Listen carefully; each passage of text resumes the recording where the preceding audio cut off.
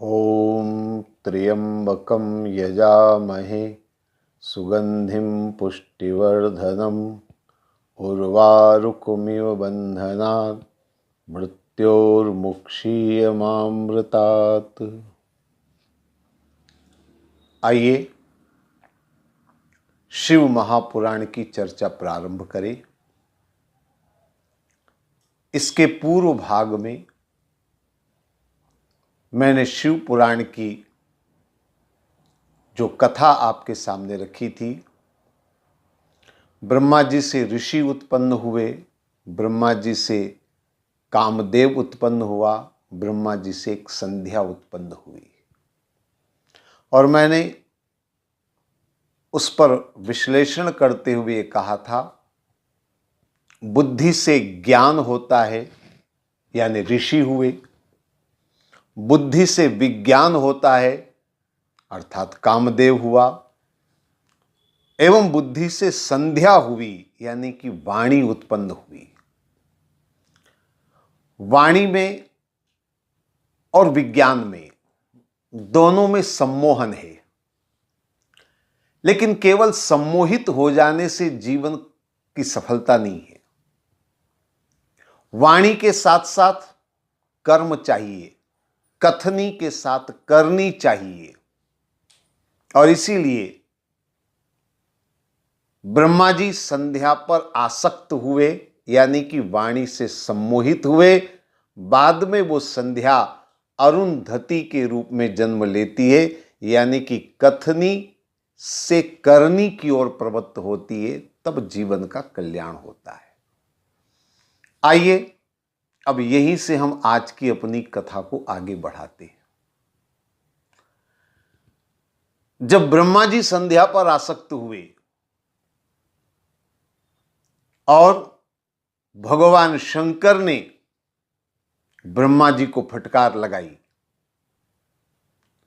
तो ब्रह्मा जी के मन में एक बात चुभ गई, और ब्रह्मा जी के मन में रहा कि किसी भी तरीके से एक बार भगवान शंकर को सम्मोहित करना है, किसी भी तरीके से। उन्होंने कामदेव से कहा, तुम ये काम करो, तुम ये काम कर सकते हो, भगवान शंकर को किसी तरह सम्मोहित करो। कामदेव ने भी ब्रह्मा जी की आज्ञा का पालन किया। एक बार, दो बार, तीन बार प्रयास किया, लेकिन कामदेव सफल नहीं हुआ, क्योंकि भगवान शंकर है। और भगवान शंकर के बारे में आपने शायद सुना होगा, तुलसीदास जी ने लिखा है, हमरे जान सदा शिव जोगी, अज अनवज्ञ अकाम अभोगी। जो निर्विकार है उसके ऊपर किसी भी तरह का सम्मोहन नहीं हो सकता है। कामदेव सफल नहीं हुआ। अब ब्रह्मा जी को लगा था किसी भी तरीके से, कैसे भी करके भगवान शंकर को सम्मोहित करना है। ब्रह्मा जी ने भगवान नारायण से पूछा कैसे करें। भगवान नारायण ने तो रास्ता बता दिया, मां भगवती की आराधना करो, क्योंकि शिव शिवा से ही आकर्षित हो सकते हैं, इसलिए दुर्गा की शक्ति की आराधना करो। वो भी ब्रह्मा जी ने कर डाली, और भगवती को प्रसन्न करके वरदान मांगा कि आप कन्या के रूप में दक्ष के यहां जन्म लें और भगवान शंकर को सम्मोहित करें। भगवती को यह सुनकर के अचंबा हुआ, लेकिन तथास्तु तो कहना पड़ा। और उसके बाद दक्ष प्रजापति के यहां पर कन्या के रूप में सती का, भगवती का प्रादुर्भाव हुआ, जन्म हुआ। कथा बहुत लंबी चौड़ी है, मैं बहुत संक्षेप में बात रखूंगा। सती ने थोड़ी अवस्था पाकर के भगवान शंकर की तपस्या करी, भगवान शंकर को प्रसन्न किया। भगवान शंकर ने वरदान के रूप में वचन दिया विवाह का, और उसके बाद सभी देवताओं ने मिलकर भगवान शंकर से प्रार्थना करी। भगवान शंकर ने विवाह का प्रस्ताव स्वीकार किया। दक्ष प्रजापति भी बड़े प्रसन्न थे और भगवान शंकर का सती से विवाह संपन्न हुआ। आप सब अच्छी तरह जानते हैं भगवान शंकर के दो विवाह हुए हैं। पहला विवाह सती के साथ जो दक्ष की कन्या है, और दूसरा विवाह हिमालय राज की कन्या पार्वती के साथ। अभी हम दक्ष की कन्या सती के साथ भगवान शंकर के विवाह की चर्चा कर रहे हैं। विवाह का मुहूर्त था। भगवान शंकर और सती को विवाह मंडप में बिठाया गया। पाणी ग्रहण संस्कार का समय था। अचानक शिव पुराण में वर्णन आता है, हवा का एक झोंका आया और सती का वस्त्र उड़ने लगा हवा से। तो ब्रह्मा जी की नजर सती के अंग पर पड़ी, जिसे देखकर ब्रह्मा जी आकर्षित हो गए, सम्मोहित हो गए। बस घूर घूर करके देखने लगे। परंतु सामने भगवान शंकर बैठे हुए थे।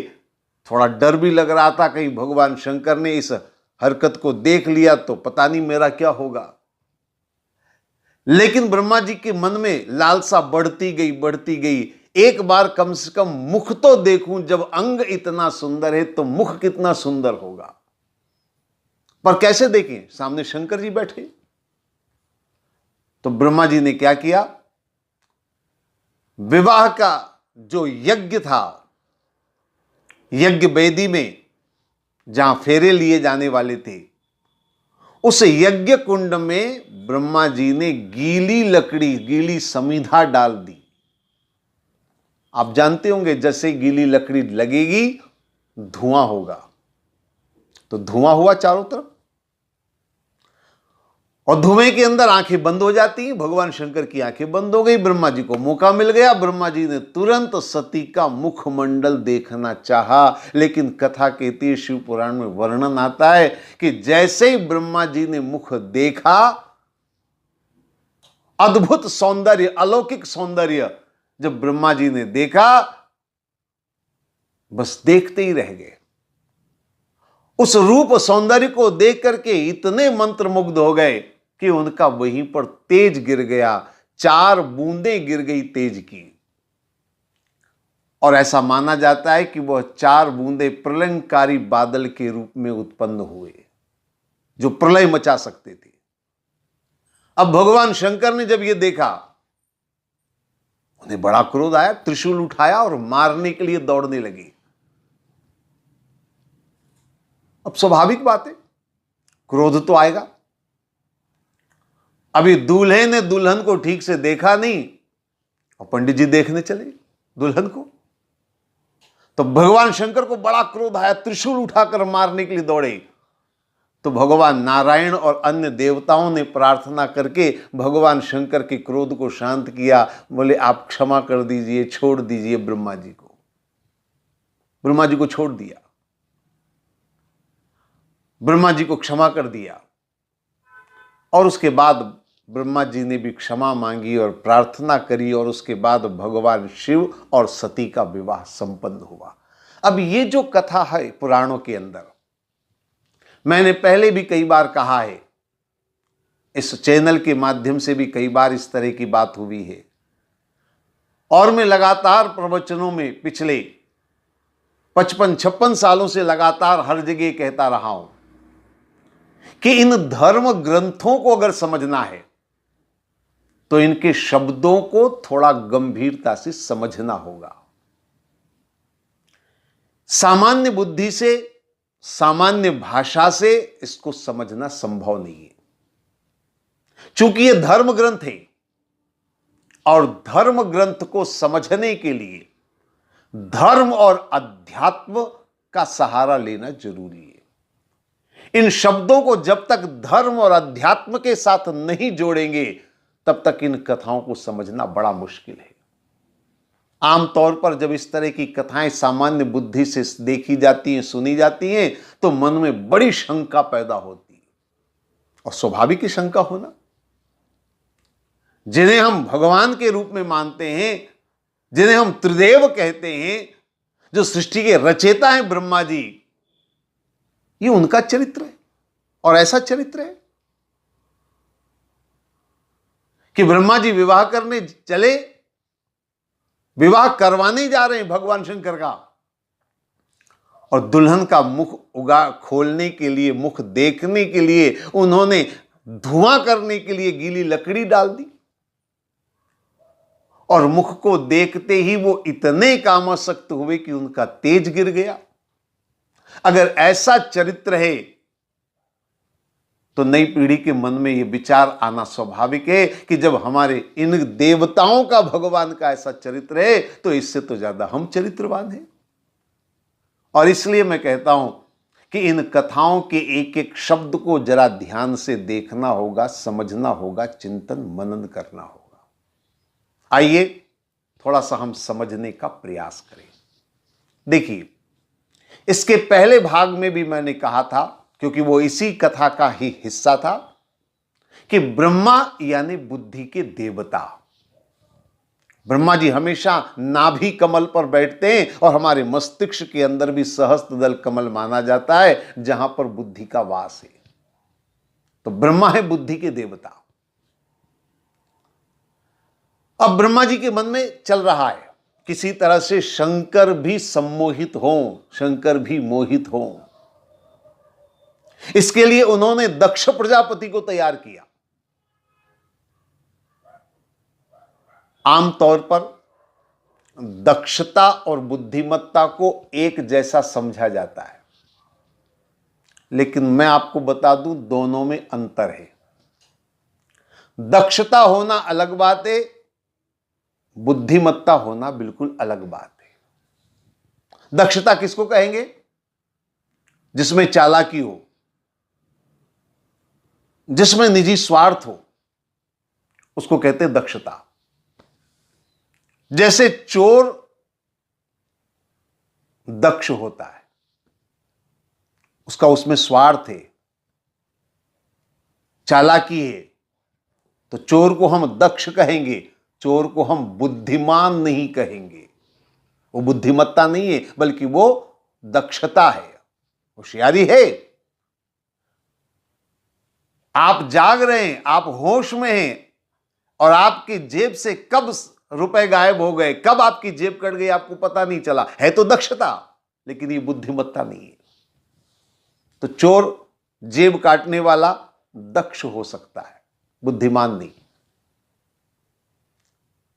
और चाहे सेठ, व्यापारी हो, चाहे राजनेता हो, ये सब दक्षता की श्रेणी में आते हैं, बुद्धिमत्ता की श्रेणी अलग होती है। ब्रह्मा बुद्धि के देवता है, बुद्धिमान है, लेकिन बुद्धि की दिशा सही होनी चाहिए। अगर बुद्धि की दिशा गलत हो जाए तो निश्चित रूप से पतन होता है। यहां दिशा भूल गए, दिशा भटक गए। बुद्धि जीवन के उत्थान और कल्याण के लिए होनी चाहिए, और यहां बुद्धि का उपयोग किस लिए हो रहा है? शंकर को सम्मोहित कैसे किया जाए। उन्होंने दक्षता का सहारा लिया, क्योंकि बिना दक्षता के यह काम संभव नहीं। मैंने आपको बताया था, ब्रह्मा जी ने तपस्या करी, इसको प्रसन्न किया, उसको प्रसन्न किया, और अंततः सती का जन्म हुआ दक्ष प्रजापति के यहां। शास्त्रों में ऐसा वर्णन आता है, भगवान शिव का सदा संबंध महागौरी से है, वही जगदंबा सती के रूप में आती है। लेकिन लाने का प्रयास किसने किया? ब्रह्मा जी ने, और दक्ष की कन्या के रूप में वो जन्म लेती है। इनको ध्यान से आप समझ लेना। जहां दक्षता होगी, जब आदमी अपने आप को बहुत ज्यादा बुद्धिमान, होशियार, चालाक और चतुर समझेगा, तो उसके मन में दूसरों के प्रति हमेशा शंका का भाव बना रहेगा। सती का जो जन्म है और सती का जो चरित्र है, आगे जितना हमें मौका मिलेगा हम इसकी बात चर्चा करेंगे। सती जो है वो शंका का स्वरूप है, शंका का अवतार कह सकते हैं। और इसीलिए भगवान शंकर और सती का विवाह सफल नहीं हुआ।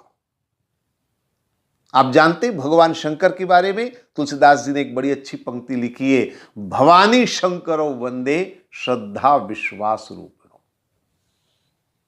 भवानी माने पार्वती, सती नहीं। भवानी कौन है? श्रद्धा। भगवान शंकर कौन है? विश्वास। तो भगवान शंकर विश्वास का स्वरूप है और विश्वास का संबंध श्रद्धा से हो सकता है, विश्वास का संबंध कभी शंका से नहीं हो सकता। इसलिए सती और भगवान शंकर का विवाह सफल नहीं हुआ, क्योंकि शंका और विश्वास दोनों एक साथ नहीं हो सकते। अगर विश्वास होगा तो शंकाएं नहीं होगी, अगर शंकाएं होंगी तो विश्वास नहीं होगा। तो ये जो सती है, सती है शंका का स्वरूप। ब्रह्मा जी चाहते कि विश्वास के अंदर जब शंका खड़ी हो जाएगी तो विश्वास की महत्ता समाप्त हो जाएगी। ब्रह्मा जी चाहते शंकर जी से बदला लेना, क्योंकि ब्रह्मा जी को फटकार लगी थी शंकर जी की, इसलिए ब्रह्मा जी बदला लेना चाहते हैं। इसलिए उन्होंने शंका को उत्पन्न करवाने में योगदान दिया। इसकी तपस्या, उसकी तपस्या, किसी तरीके से शंकाएं हो तो विश्वास धूमिल हो। ये सती है शंका का स्वरूप।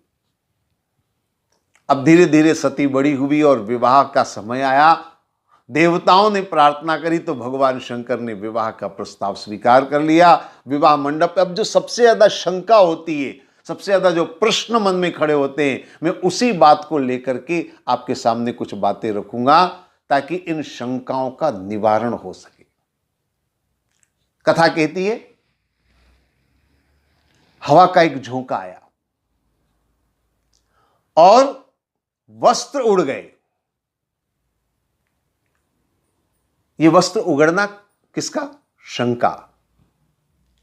शंका जब तक पर्दे में है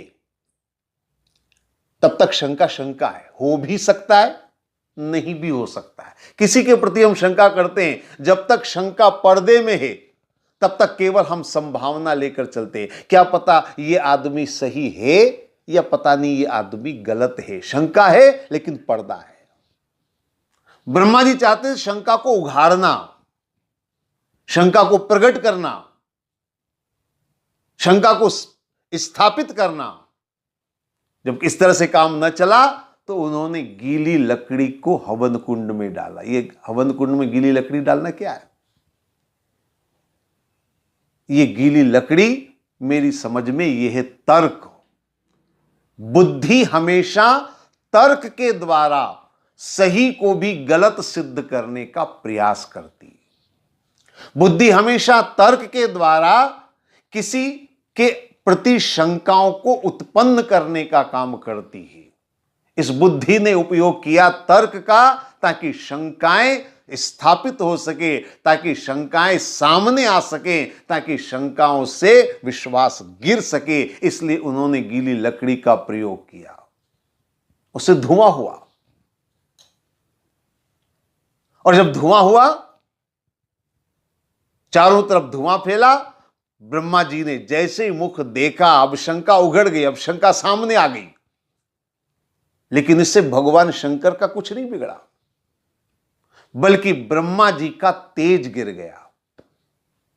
ये ब्रह्मा जी का तेज, ये कोई शरीर की घटना का वर्णन नहीं है, ये कोई शरीर का वर्णन नहीं है, शरीर की परिस्थितियों का वर्णन नहीं है। ये जो तेज गिरना शब्द का प्रयोग धर्म ग्रंथों में किया गया, अगर हम इसको सामान्य भाषा में लेंगे तो बड़ा मुश्किल होगा। ये तेज क्या है? ये बुद्धि का तेज है। और बुद्धि का तेज क्या होगा? ध्यान समझ लीजिए। और 4 बूंदे गिरी, ना कम है ना ज्यादा, 4 बूंदे गिरी। ये 4 बूंदे क्या है? जब बुद्धि का पतन होता है, तेज गिरना माने पतन होना, जब बुद्धि का पतन होता है तो उससे 4 बातें होती हैं। वाद, विवाद, प्रतिवाद और दुर्वाद, ये 4 बूंदें जो प्रलय करती है यानी विनाश करती है। जब भी जीवन में वाद विवाद होगा, दुर्वाद होगा, उससे बुद्धि का कल्याण नहीं होगा, उससे समाज का कल्याण नहीं होगा, बल्कि ऐसी बुद्धि से समाज का वैचारिक पतन होगा। इसलिए 4 प्रलयंकारी बूंदें गिरी और ये 4 प्रलयंकारी बूंदें प्रलय मचाने वाली। प्रलय कहां पर आने वाला है? 4 बूंदें क्यों? देखिए, जीवन के 4 प्रमुख लक्ष्य हैं जिनको चतुष्ट पदार्थ भी कहा गया। ये 4 लक्ष्य क्या हैं? ये हैं अर्थ, धर्म, काम और मोक्ष। मनुष्य जीवन को अगर सफल बनाना है तो जीवन के 4 लक्ष्यों को पाना पड़ेगा। लोक भी सुधरेगा, परलोक भी सुधरेगा जब ये 4 लक्ष्य की प्राप्ति हम करेंगे। ये 4 लक्ष्य क्या है? अर्थ, धर्म, काम और मोक्ष। दुनिया के सारे धर्म ग्रंथ, दुनिया के सारे शास्त्र और दुनिया के सारे ऋषि मुनि इन 4 के लिए हमें सारे ग्रंथों को हमारे सामने रखिए। अर्थ, धर्म, काम और मोक्ष। और याद रखिए, हमारे ऋषि मुनियों का जो चिंतन है वो बड़ा गूढ़ है और बड़े व्यवहारिक है। उन्होंने केवल मोक्ष की बात नहीं करी है, केवल धर्म की बात नहीं करी है, क्योंकि जीवन केवल धर्म और मोक्ष की बातों से नहीं पूरा होने वाला है। आत्मा परमात्मा की बातें, मोक्ष की बातें, वेदांत की गूढ़ अध्यात्म की बातें आधा 1 घंटे 1.5 घंटे कर लेंगे, बहुत, इससे ज्यादा नहीं कर पाएंगे। जीवन चलाने के लिए जरूरी है अर्थ। बिना अर्थ के जीवन नहीं चलेगा। इसलिए सबसे पहले चतुष्ट पदार्थ में अर्थ को रखा गया। धन के बिना काम नहीं चलेगा। चाहे आप जहां रहते हो, चाहे जिस परिस्थिति में रहते हो, धन जीवन के लिए पहली आवश्यकता। बिना धन के कुछ नहीं होने वाला।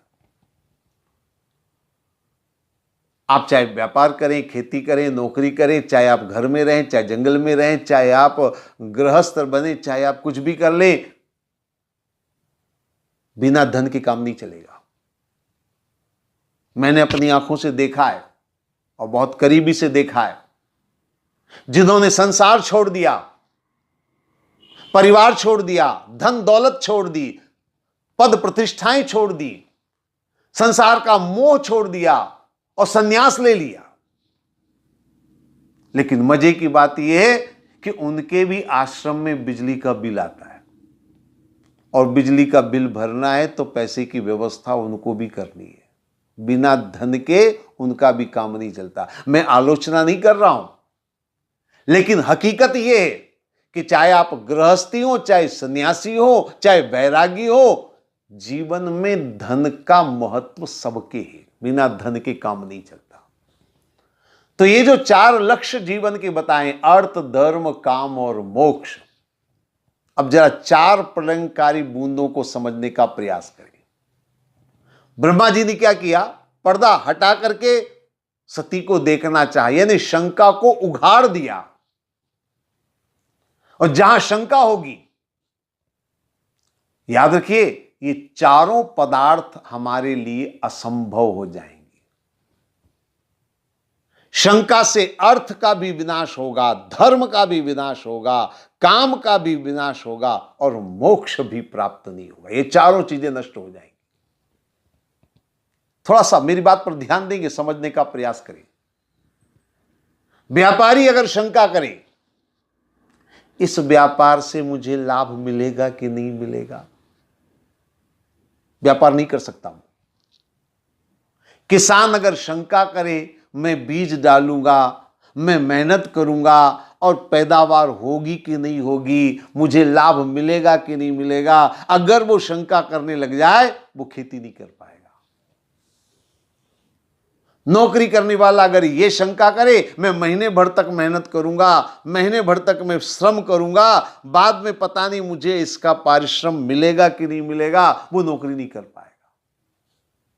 अर्थ उपार्जन के लिए, धन के लिए अगर आप केवल शंका करेंगे तो शंका करने से धन की प्राप्ति कभी नहीं हो सकती। तो धन का नाश हो जाए अगर शंका होगी तो। अब आइए अर्थ के बाद धर्म की बात हम करें। धर्म में भी अगर शंका हो, कोई आपसे कहे भगवान का नाम लेना चाहिए और आपके मन में शंका हो, लूंगा तो पता नहीं इसका कुछ लाभ मिलेगा कि हानि होगी। अगर मन में शंका हो कि पता नहीं इतनी माला जपने के बाद भी प्रभु मुझ पर प्रसन्न होंगे कि नहीं होंगे। कोई अगर कुछ कहे कि ये व्रत, ये पूजा करो, और कहीं मन में शंका हो जाए कि इस व्रत को करने से, इस पूजा को करने से कुछ लाभ होगा कि नहीं होगा। जहां शंका होगी वहां धर्म नहीं हो सकता। तो शंका से अर्थ का भी नाश होगा, धर्म का भी नाश होगा, काम का भी नाश होगा। मान लीजिए अगर पति पत्नी पर शंका करे, मान लीजिए पत्नी पति पर शंका करे, अगर दोनों एक दूसरे के प्रति शंका करेंगे तो काम नहीं हो सकता। और मोक्ष, मोक्ष तो संभव ही नहीं। ध्यान, योग, साधना, किसी भी तरह की जप साधना में अगर आपके मन में शंका है तो आप मोक्ष को कैसे प्राप्त करेंगे। जब तक आप उस ईश्वर पर पूर्ण विश्वास नहीं करेंगे, आपको कैसे मोक्ष का मार्ग मिलेगा। इसलिए याद रखिए, 4 प्रलंकारी बूंदों का मतलब है जहां शंका होगी वहां अर्थ भी नष्ट होगा, धर्म भी नष्ट होगा, काम भी नष्ट होगा, मोक्ष भी नष्ट हो जाएगा। ये चतुष्ट पदार्थ नष्ट हो जाएंगे। इसलिए हमारे ऋषियों ने एक जगह बहुत अच्छी बात कही है। वो कहते हैं संशयात्मा विनश्यति। जहां संशय है वहां विनाश है। जहां शंका ही शंका है वहां विनाश के अलावा कुछ नहीं होगा। और आगे सती के प्रसंग को जब आप देखेंगे तो इस बात को और अच्छी तरह समझने का मौका मिलेगा कि जब शंकाएं होती हैं तो आदमी विनाश के रास्ते पर कैसे चला जाता है। तो यह जो सती का वर्णन है, ये जो ब्रह्मा जी की कथा का वर्णन है, इस कथा को अगर आप समझने का प्रयास करें तो 2 शब्दों में आप ये समझ लीजिए कि बुद्धि शंकाएं उत्पन्न करती है। बुद्धि से आदमी तार्किक हो जाता है और तार्किकता से आदमी शंकाएं उत्पन्न करता है। लेकिन कोरी शंकाएं विनाश के अलावा कुछ भी नहीं ला सकती। जिज्ञासा होना अलग बात है, लेकिन संदेह होना अलग बात है। किसी को जानने की जिज्ञासा मन में जरूर होनी चाहिए। उस जिज्ञासा को शांत करने के लिए प्रश्न भी होने चाहिए। लेकिन केवल शंका, केवल किसी के प्रति संदेह जीवन को कभी सफल नहीं बना सकते। जीवन को अगर सफल बनाना है तो विश्वास कहीं न कहीं पर लाना पड़ेगा। भगवान शंकर की कथा विश्वास की कथा है, विश्वास के स्थापन की कथा है, विश्वास को धारण करने की कथा है। और विश्वास का संबंध श्रद्धा से हो सकता है, शंकाओं से नहीं हो सकता। तो यह जो शंका है ये सती के रूप में है। इन शंकाओं का निवारण कैसे होगा, श्रद्धा की उत्पत्ति जीवन में कैसे होगी, इन सब बातों को सती के चरित्र में आगे और अच्छी तरह देखने का हमें मौका मिलेगा। आज मैं आपसे इतना ही निवेदन करूंगा, इन धर्म ग्रंथों को समझने का थोड़ा प्रयास हमें करना होगा। ओम सर्वे भवन्तु सुखिनः, सर्वे सन्तु निरामया, सर्वे भद्राणि पश्यन्तु, मां कश्चित् दुःख भाग् भवेत्। ओम शांति शांति शांति। ओम।